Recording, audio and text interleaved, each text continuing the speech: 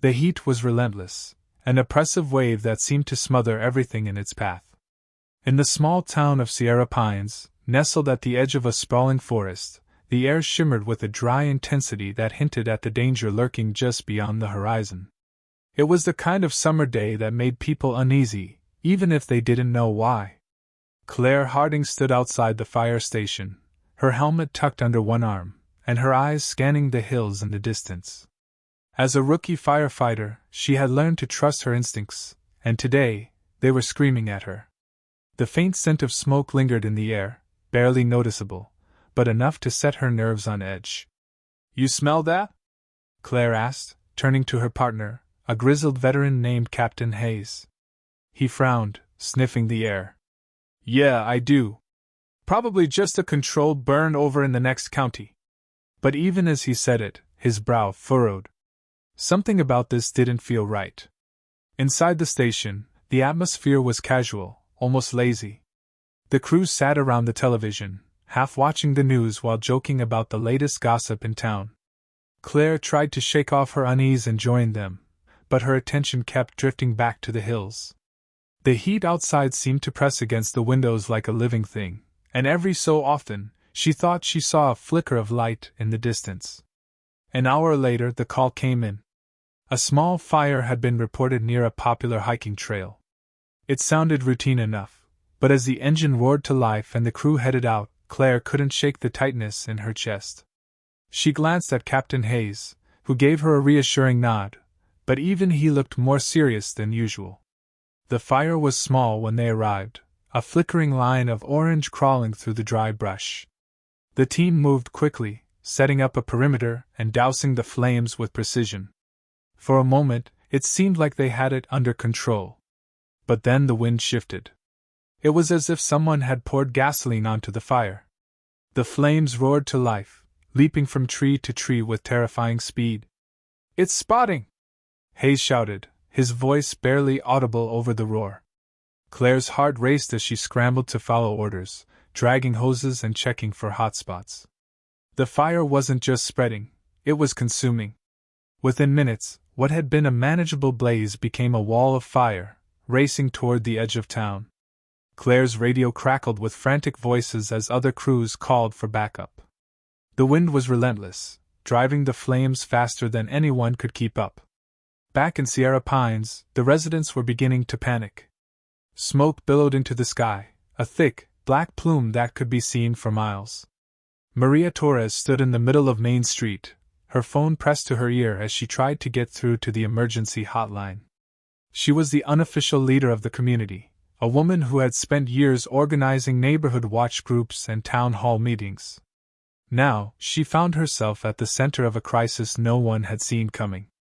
"Everyone needs to evacuate," she said, her voice firm despite the fear threatening to choke her. "Get your families, your pets, and your essentials. Leave now." But not everyone was willing to listen. Some refused to believe the fire would reach the town, while others were paralyzed by fear. Maria moved from house to house, banging on doors and urging people to leave. "This isn't a drill," she shouted. "The fire is coming." Meanwhile, miles away, Dr. Ethan Cole stared at his computer screen in disbelief. The climate scientist had been tracking the conditions in the region for months, and the data was grim.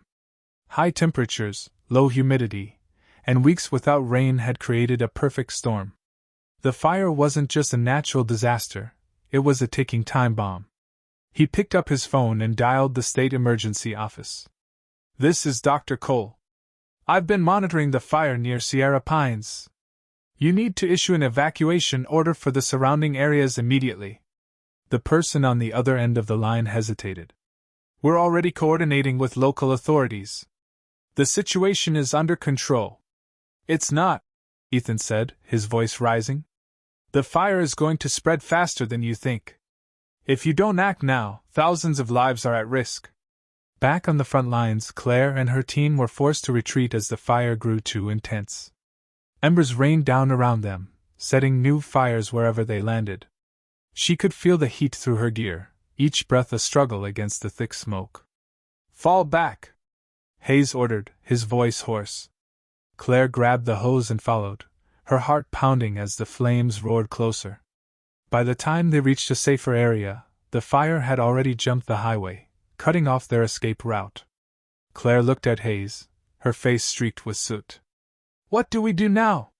He didn't answer right away, his eyes fixed on the inferno.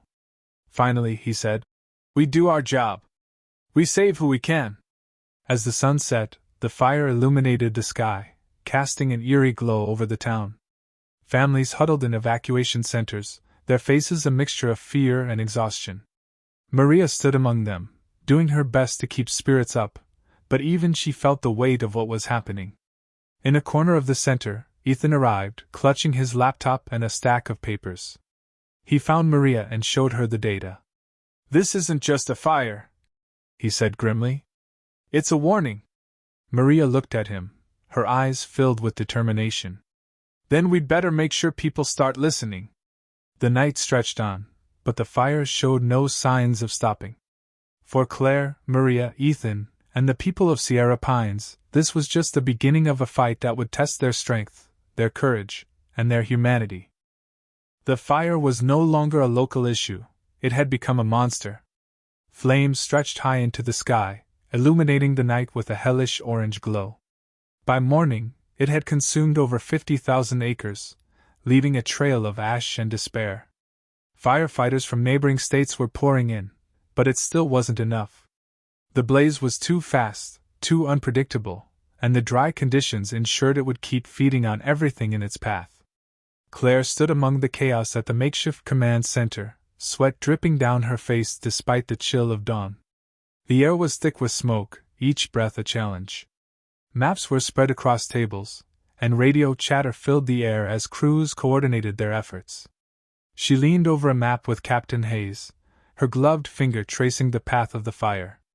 "If we don't stop it here," she said, pointing to a narrow valley just north of the town, "it's going to hit the industrial zone.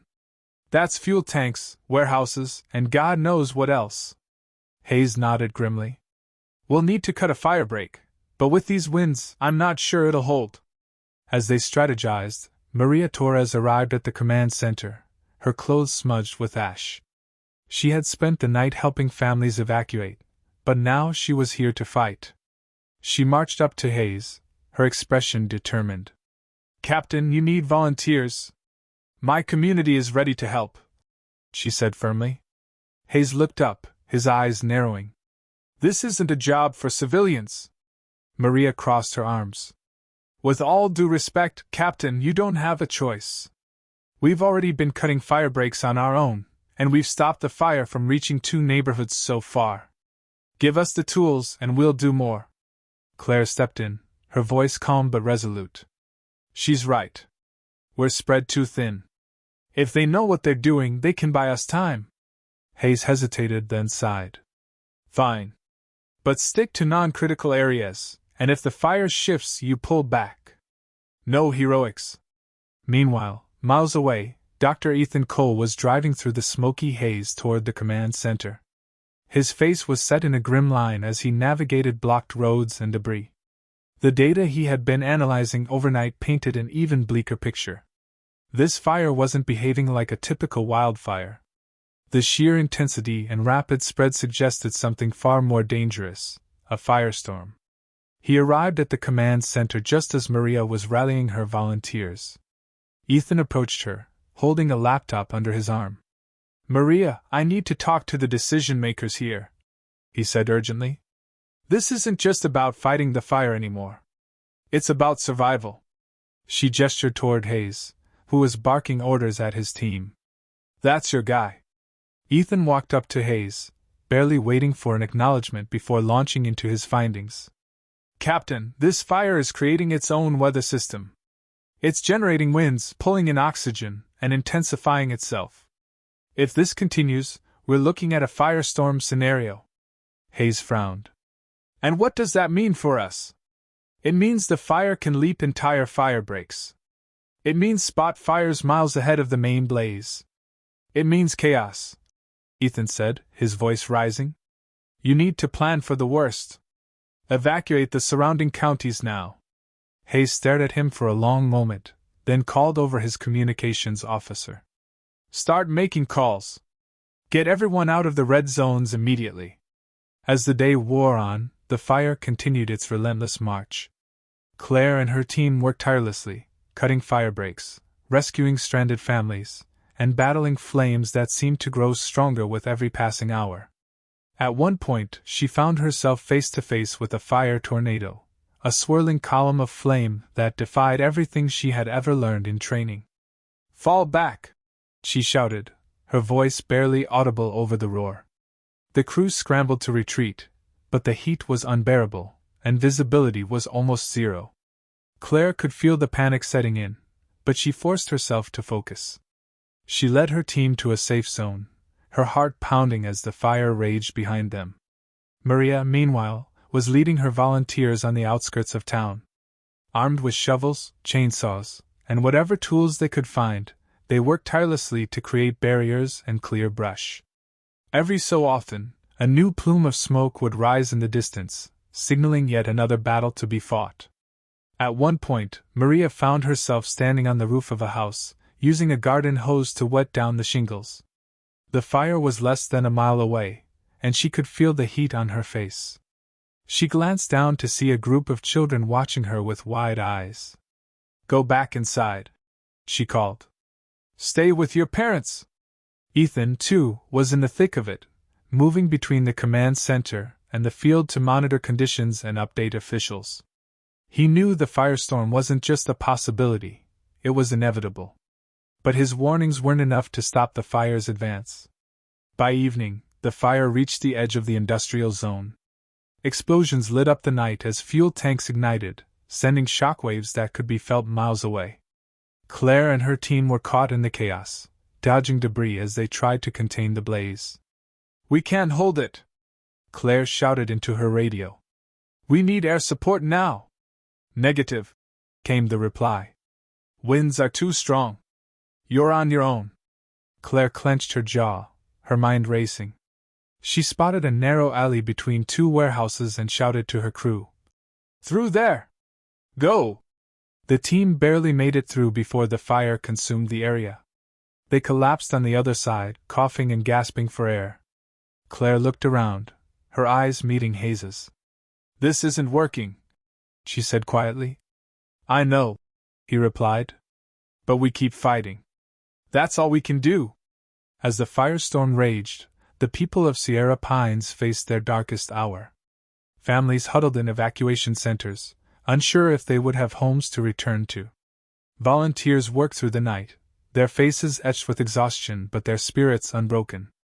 And in the middle of it all, Claire, Maria, and Ethan each fought their own battles, united by a single purpose: to save what they could before it was too late. The firestorm had become an unstoppable force, devouring everything in its path. Entire neighborhoods were reduced to ash, and the skies glowed with a haunting orange hue, turning night into an eerie twilight. Emergency response teams were overwhelmed, their resources stretched to the breaking point. Despite the odds, the people of Sierra Pines refused to give up. They weren't just fighting the fire anymore, they were fighting for their survival, their community, and their future. Claire stood on the ridge overlooking the town, her soot-covered face illuminated by the inferno below. The industrial zone had been completely consumed, and with it, critical infrastructure. Water pressure was failing, making it nearly impossible to fight the fire. She clutched the radio in her hand, her knuckles white with tension. "Command, this is Unit 7, she called out. "We're running out of options here. We need immediate reinforcements." The reply crackled through the static. "Unit 7, reinforcements are en route, but ETA is over an hour. Do what you can to hold the line." Claire's jaw tightened. An hour might as well have been an eternity in these conditions. She glanced at her crew, their faces lined with exhaustion and fear, but they all nodded silently. They trusted her, and she wasn't about to let them down. "We're going to hold this line," she said, her voice steady despite the chaos around her. "We have to buy time for the evacuation." They moved into position, setting up barriers and dousing what little water they had on vulnerable areas. The heat was suffocating, the roar of the flames deafening. Claire could feel the fire's hunger, as if it were a living, breathing thing intent on consuming everything in its path. Meanwhile, Maria was leading her volunteers in the heart of the town, coordinating efforts to protect what was left. Armed with shovels, sandbags, and sheer determination, they fought to create makeshift fire breaks and evacuate anyone who had been left behind. "Maria, over here!" a voice called out. She turned to see one of her neighbors pointing to an elderly couple struggling to leave their home. Without hesitation, Maria sprinted toward them, helping the couple down the stairs and into a waiting truck. "You're safe now," she assured them, her voice firm despite the fear gnawing at her. "Just head to the shelter and stay there." But as she turned back to the street, she saw something that made her blood run cold. The fire was closer than she had realized, creeping into the town with terrifying speed. She grabbed her radio and called out, "We need to pull back. The fire's moving faster than expected." In the midst of the chaos, Dr. Ethan Cole was racing against time. He had set up a small workstation at the evacuation center, using satellite data to predict the fire's movements. His calculations were grim. If the winds shifted even slightly, the fire could encircle the remaining evacuation routes, trapping thousands. He stormed into the command center, his laptop in hand. "I need to speak to the incident commander, now!" he demanded. Captain Hayes turned to him, his expression grim. "What is it, Doctor?" Ethan placed his laptop on the table, displaying the fire's projected path. "If this wind pattern holds, the fire is going to cut off the only road out of town. We have maybe an hour to get everyone out." Hayes didn't hesitate. He grabbed his radio and began issuing orders. "All units, focus on clearing the evacuation routes. We're moving everyone out now." Ethan stepped back, his heart pounding. He knew they were running out of time, and every second counted. As night fell, the firestorm reached its peak. Firefighters, volunteers, and residents worked side by side, their faces illuminated by the flickering flames. The air was thick with smoke and ash, making every breath a struggle. But no one stopped. They couldn't afford to. Claire and her team were pushed to their limits, battling spot fires and rescuing those who hadn't been able to escape.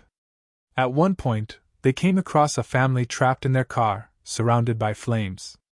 Claire acted without hesitation, pulling them to safety as her crew held back the fire. "We've got you," she told the terrified children, her voice calm despite the chaos. "You're going to be okay." Maria, too, was everywhere at once, directing volunteers and helping evacuate the last of the residents. She had never felt so exhausted, but she couldn't stop. Not while there were still lives to save. In the final hours before dawn, the fire reached the edge of the evacuation zone. It was a wall of fire, towering and unstoppable. Claire, Maria, and Ethan found themselves together at the last line of defense, each of them battered and exhausted but unwilling to give up. "This is it," Claire said, her voice barely above a whisper. "If we don't stop it here, it's over." Maria nodded, gripping a shovel tightly. "We've come this far. We're not giving up now." Ethan looked at them both, his mind racing. "There's one thing we haven't tried," he said. "If we can create a backburn here, we might be able to slow it down." Claire hesitated. A backburn was risky.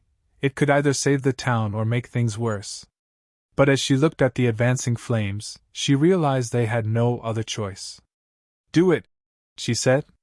Together, they worked quickly, setting controlled fires to starve the main blaze of fuel. It was a desperate gamble, and the stakes couldn't have been higher. As the backburn roared to life, they watched in tense silence, praying it would work.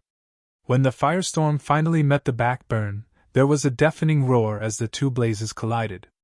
For a moment, it seemed like the fire would win, but then, slowly, it began to falter. The backburn had worked, creating a barrier that the fire couldn't cross. As dawn broke, the firestorm began to subside, leaving behind a landscape of ash and devastation. Claire, Maria, and Ethan stood together, their faces streaked with soot and exhaustion. They had won, but the cost was staggering. The town was gone, but its spirit remained unbroken. For the survivors, this wasn't the end, it was a new beginning, forged in fire and resilience. The fire had finally been brought under control, but the landscape it left behind was unrecognizable. The once vibrant town of Sierra Pines was now a desolate expanse of ash and charred ruins. The air still carried the acrid stench of smoke, and the horizon was obscured by a lingering haze. For those who had fought to save the town, the relief of survival was tempered by the weight of what had been lost. Claire stood at the edge of what used to be Main Street, her fire gear stained with soot and sweat. She leaned against the fire truck, her body aching from exhaustion, and stared at the remains of the town she had fought so hard to protect. Buildings were reduced to skeletal frames, and the streets were littered with debris. Yet, amidst the destruction, there were signs of life, people emerging from evacuation centers, their faces etched with grief but also with a quiet determination. Captain Hayes approached her, his expression somber. "We did everything we could," he said, his voice heavy with regret. Claire nodded, though the words offered little comfort. "I know. But it doesn't feel like enough." He placed a hand on her shoulder. "It never does. But you saved lives, Claire. Don't lose sight of that." Maria Torres, now the de facto leader of the displaced community, was already hard at work. She had organized a group of volunteers to distribute supplies and coordinate temporary shelters. The residents of Sierra Pines were resilient, and Maria was determined to help them rebuild. She moved through the crowd with purpose, offering words of comfort and encouragement. "Listen up, everyone!" she called out, her voice carrying over the murmurs. "We've been through hell, but we're still standing. We're going to rebuild, one step at a time. And we're going to do it together." The crowd responded with scattered applause, their spirits lifted by her unwavering resolve. Maria's leadership had been a beacon of hope throughout the crisis, and now, it was more important than ever. At the edge of the evacuation center, Dr. Ethan Coles sat hunched over his laptop, surrounded by printouts and maps. The firestorm had been a wake-up call, and he was determined to ensure that it wouldn't happen again. He was drafting a proposal for a comprehensive wildfire prevention and response plan, drawing on the data he had collected during the disaster.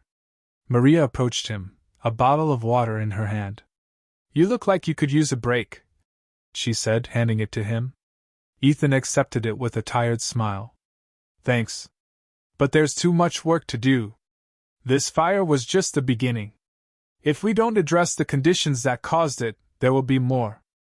Maria sat beside him, her expression thoughtful. "So, what's the plan?" He gestured to the maps. "We need to rethink how we manage these forests. Controlled burns, better infrastructure, stricter building codes, there's a lot we can do. But it's going to take time, money, and political will." Maria nodded. "Then let's make sure people listen. Use this tragedy to push for change." Meanwhile, Claire found herself drawn to a group of children playing near the ruins of a park. Despite everything they had been through, their laughter was a stark contrast to the devastation around them. She knelt beside a little girl who was clutching a singed teddy bear. "Is your bear okay?" Claire asked gently. The girl nodded. "She's a little dirty, but she's okay." Claire smiled. "Just like you. You're tough, aren't you?" The girl nodded again, her eyes bright with determination. In that moment, Claire felt a glimmer of hope. The fire had taken so much, but it hadn't taken their spirit. As the days turned into weeks, the community began to rebuild. Volunteers from neighboring towns arrived with supplies and manpower, helping to clear debris and construct temporary housing. Donations poured in from across the country, a testament to the compassion and generosity of strangers. Claire, Maria, and Ethan each found their roles in the recovery effort. Claire trained new volunteers in fire safety, determined to pass on the lessons she had learned. Maria continued to rally the community, organizing rebuilding efforts and advocating for resources. Ethan worked tirelessly to implement his wildfire prevention plan, meeting with local and state officials to push for action. But the road to recovery was not without its challenges. Disputes arose over land use, funding, and priorities. The emotional toll of the disaster weighed heavily on everyone, and tensions occasionally boiled over. Yet, through it all, the people of Sierra Pines remained united. One evening, as the sun set over the blackened hills, the community gathered for a vigil to honor those who had been lost. Candles flickered in the twilight as Maria stepped forward to speak. "We've been through the worst, but we're still here," she said, her voice steady. "This fire tried to break us, but it didn't. We're stronger than that. And together we're going to rebuild, not just our town, but our lives." The crowd erupted into applause, their spirits buoyed by her words. As the candles burned into the night, the people of Sierra Pines stood together, their resilience shining brighter than the flames that had tried to consume them. Claire watched from the edge of the crowd, her heart swelling with pride and hope. The fire had taken so much, but it had also revealed the strength and humanity of the people it had tried to destroy. They were scarred, but not broken. And in the ashes of their town, they had found the courage to begin again. This wasn't just the end of a disaster, it was the beginning of a new chapter, one forged in fire and resilience. The firestorm that had ravaged Sierra Pines was gone, leaving behind a wasteland of ash and ruin. Yet, in the face of destruction, something remarkable was happening. The town, battered but unbroken, was beginning to rebuild, not just its physical structures but its spirit, its community, and its future. Claire Harding walked through what remained of Main Street, the charred remains of buildings casting long shadows in the early evening light. Her fire gear was gone, replaced by a simple flannel shirt and jeans, but the weight of what she had experienced clung to her like an invisible cloak. She stopped in front of what used to be the town's diner, now a skeletal frame of twisted metal and scorched wood. A group of volunteers worked tirelessly, clearing debris and salvaging anything that could be reused. "Hey, Claire!" one of the volunteers called out, waving her over. "We're setting up a community center in the old high school gym. You should come by later." She nodded, a faint smile tugging at her lips.